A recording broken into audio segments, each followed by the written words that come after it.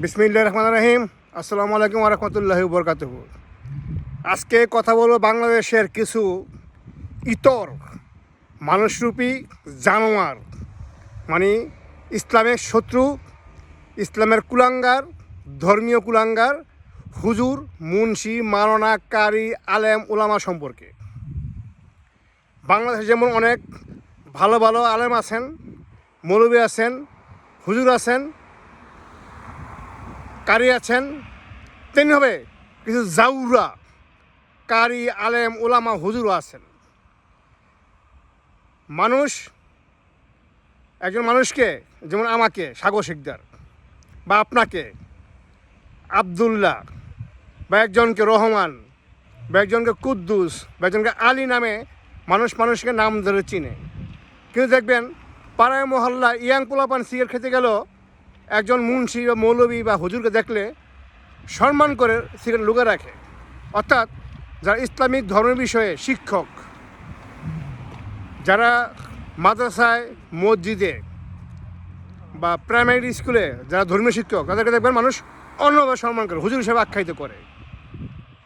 আজকের বাংলাদেশের অনলাইন জগতে অনেক হুজুরদের আকামকুকমের বলাৎকারের ভিডিও পাওয়া যায়, যেখানে মানুষ তার ধর্মশিক্ষার জন্য, ধর্মশিক্ষা আসলে কারা? ধর্মশিক্ষা যারা আল্লাহ ভীরু, নবী রাসূল ভীরু, সাধারণ মানুষকে হেদায়েতের পথে যারা দিক নির্দেশনা দিবে, তাই না? সাধারণ মানুষ আর একজন মাদ্রাসার শিক্ষক, আলেম, একজন একটা হাই স্কুলের বা প্রাইমারি স্কুলের হুজুর বা একটা মসজিদের ইমাম এক নয়। কারণ সে ওই বিষয়ে পড়াশোনা করে ওই বিষয়ে দক্ষ, এই জন্য মানুষ তাকে স্পেশালি সম্মান করে।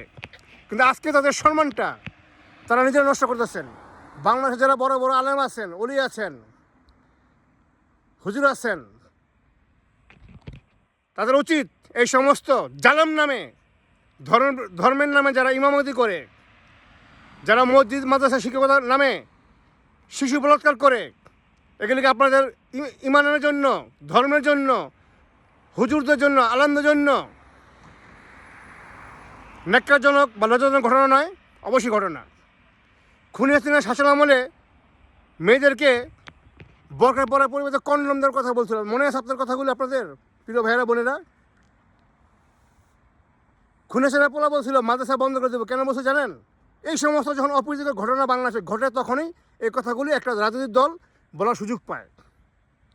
আলেমদের, হুজুরদের, কারীদের চরিত্র যদি খারাপ হয়, তখন মানুষ সেখানে তার সন্তানকে কীভাবে পড়াশোনা করতে পাঠাবে? তার মানে তারা জাতির শত্রু, ইসলামের শত্রু, আলেমদের শত্রু, হুজুরদের শত্রু, আল্লাহর ওলিদের শত্রু, এবং ইসলাম ধর্মের নামে যারা একাম করে, বলাৎকার করে, তাদের শত্রু। এদের, এই সমস্ত বলাৎকারীদের জন্য স্পেশাল একটা আইন করা উচিত। সেটা হচ্ছে ধর্ষণের যে আইন, তাদের জন্য সেই একই আইন, অর্থাৎ ধর্ষণ করলে তার ফাঁসি অথবা তার মৃত্যুদণ্ড। এই আইন ছাড়া বাংলাদেশের ইসলামের হুজুররা বাংলাদেশকে তাদের যে সম্মান মানুষ দেয়, সম্মান ধরে রাখতে পারবে না। একটি বিষয়ে কথা বলবো বাংলাদেশের সমস্ত আলেম ওলামাদের উদ্দেশ্যে, সেটা হচ্ছে এরা কোনোদিন দেখবেন না একটা অর্থ, একটা ওয়াজ করতে গেলে যখন একটা সূরার অর্থ বলতে যায়, বা যখন একটা সূরা পড়লে এটা নেয়ামত কী, বা এটা আমল করলে এটার ফজিলত কী, এটা যখন বলতে যায়, এটাকে তারা আসলে 2-3 মিনিটে বলতে পারে ইচ্ছা করে। তারা কী করে জানেন?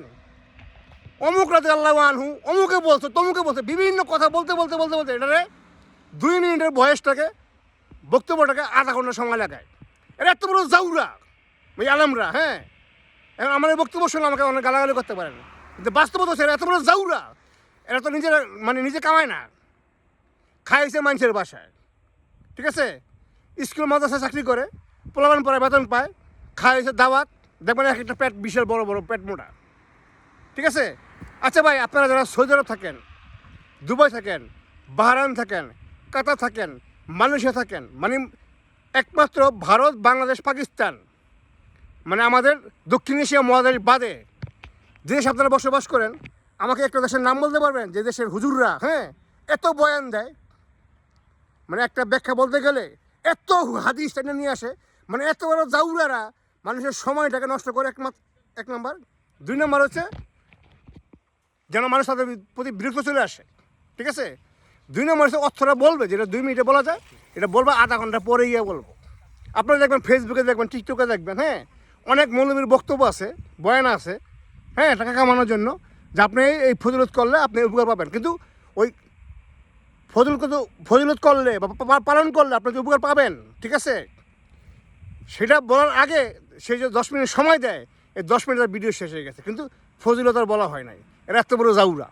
এই জন্য এইগুলি যারা করে, এদের কারণে কিন্তু বাংলাদেশের বা আমাদের দক্ষিণ এশিয়ায়, হ্যাঁ, মুসলমানদের ঈমান নষ্ট হচ্ছে, ঠিক আছে। সবচেয়ে বড় বিষয় হচ্ছে যে লোক 5 ওয়াক্ত নামাজ পড়ে, নবী রাসূল মানে, মিথ্যা এবং কথা বলে না, মানুষের হক মেরে খায় না, এর চেয়ে বড় খুশি আল্লাহ হয় না, নবী রাসূল হয় না, ঠিক আছে। এত বয়ানের দরকার নাই তো, কিন্তু এরা কী করে বয়ানবাজি করে মানুষের সময় খায়। কারণ এখন চাকরি পাই নাই তো, এখন তো কাজ করে খাইতেও হয় না, এরা খায় মানুষের বাড়িতে, পরে মানুষের কাগজ মানুষের দেয়, গিফট করে দেয়, এটা পরে, হ্যাঁ। এই জন্য কি চিন্তা করে কি, যখন কথা বলার সুযোগ পায় এরা কথা খালি বলতে থাকে কে। এই নেক আমলটা পালন করলে, এই সূরাটা পড়লে বা এই দোয়াটা পড়লে, হ্যাঁ, আপনি যদি পবিত্র অবস্থায় পড়েন, আপনার এটা ফলাফল হতে পারে। বলে দিতে হয়, সূরাটা বলে দিল, আর এই সময়তে পড়বেন, সময়টা বলে দেবে। পবিত্র অবস্থায় পড়বেন, সময়টা বলে দেবে। কী বলে, এই সূরাটা পড়লে আপনি কী ফজিলত পাবেন, এই পর আসে ব্যাখ্যা। অমুক রাজা গেল, তমুক, তুই কি দেখছো গেলি, এরা কি দেখছে গেলি, মানে এত বড় জাউরারা হয়ে গেছে। এরকম জাউরামি কিন্তু পৃথিবীর অন্য দেশের মৌলবীরা করে না, সৌদি আরবও করে না। যেটা মোহাম্মদ সাল্লাহ সাল্লামের জন্মভূমি সৌদি আরব, সৌদিতে যারা থাকেন আপনারা দেখছেন কখনো, বলতে পারবেন যে সৌদির কোনো হুজুর, কোনো মৌলবী, কোনো কারি, কোনো আলেম এমন মানুষের ডিস্টার্ব করে? একমাত্র দেখবেন বাংলাদেশে, পাকিস্তান, ভারতে, ঠিক আছে। এরা হচ্ছে ভণ্ড। এই ভণ্ডদের ভিতরে আবার বলাৎকার শুরু হয়েছে, জানি। এদের মৃত্যুদণ্ড হচ্ছে একটা, ফাঁসি, অথবা প্রকাশ্যে দিবালোকে, প্রতি জুম্মায় এদের ফাঁসি। যারা মৌলবীর নামে, ইমামতির নামে, হুজুরের নামে মাদ্রাসায় আকাম করবো, ধরা পড়বো, এদের ফাঁসি। কারণ এরা ইসলামের শত্রু, এরা ভালো আলেমদের শত্রু, এরা কারীদের শত্রু, মুসলমানদের শত্রু। আশা করি বুঝতে পারছেন। ধন্যবাদ সবাইকে, সবার জন্য শুভকামনা। আল্লাহ হাফেজ। আসসালামু আলাইকুম ওয়া রাহমাতুল্লাহি ওয়া বারাকাতুহু।